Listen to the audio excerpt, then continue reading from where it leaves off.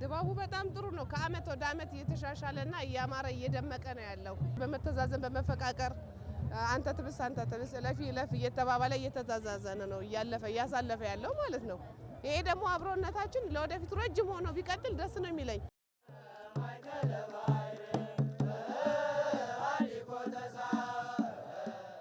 ያቸው ወጣቶቹን ትልልቆቹን ብታይ በጭፈራ ሁሉም በሚያውቀው ቋንቋ አንድ ሆኖ ገብቶሻል።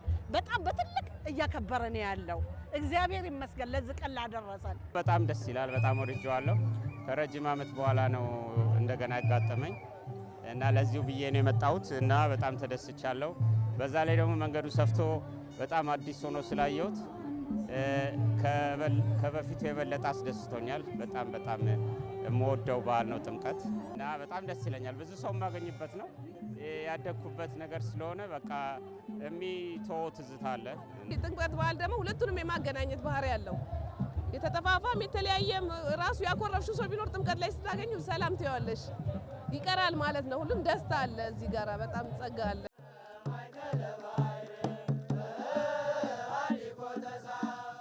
ታቦታቱ ከመንበሩ ወርዶ በሚሄድበት ሰዓት በንጹህ ቦታ ላይ መሄድ ስላለበት እኛ እየጠረግን ተተኪ ትውልድ ደግሞ እኛን እያየ እንዲያድግልን ነው ይህን ስራ እየሰራን ያለነው። ምን ያህል ህብረት እንዳለ ምን ያህል ጥምረት እንዳለ ወጣቱን እያየሹ ነው። ምንጣፍ ተሸካሚውን ጠራጊውን እያየሹ ነው።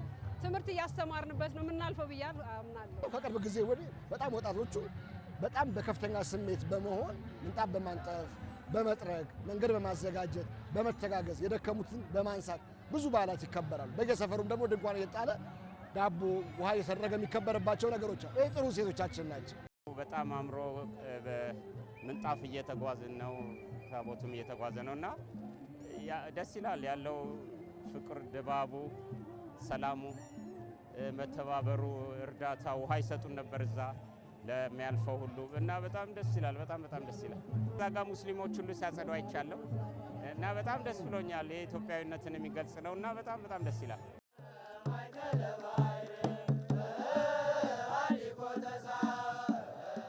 የፍቅር በዓል የትህትና በዓል ጌታ ዮሐንስን ጠርቶ መጠመቅ ይችል ነበር። ነገር ግን ዝቅ ብሎ በትህትና ወደ ዮርዳኖስ ወርዶ የተጠመቀበት በዓል ነው። ከዛ ውጪ ሰላማችን የታወጀበት የጥሉ ግድግዳ በዮርዳኖስ የተጣለው የጥሉ ግድግዳ የተሻረልን ነውና ይህንን ታሳቢ አድርገን በሰላም በፍቅር በመተሳሰብ እርስ በርስ በመናበብ በዓሉን ማክበር ይገባና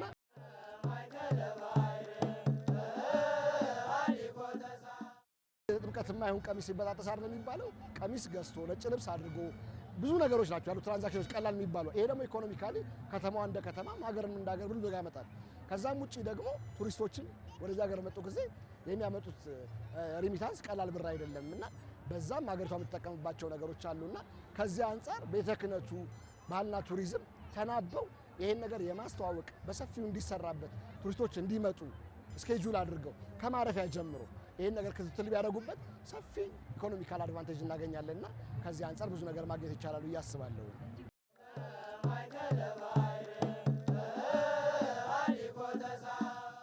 ሁላችንም ያለንን ነገር እየተከፋፈልን ለሌለው ያለውን እያካፈለ ፍቅርን ነው እኛ መስረተን ያለፍነውና እናንተም በእኛ መንገድ እንድትሄዱ ነው እኔም የማሳስበው። እዚህ ላይ ሁሌ በዓላትን ስናከብር በተናበበ መልክ ምንጣፍ እያነጠፍን አንዱ አንዱን እየተመለከተ ከጠብ ከግርግር ከስካር እየራቀን በሰላም በዓል ማክበር ይገባና ወጣቱ ከዚህ አንጻር በጣም ትልቅ ስራ እየሰራን ያለውና ሊመሰገን የሚገባል ብዬ ነው የማስበው።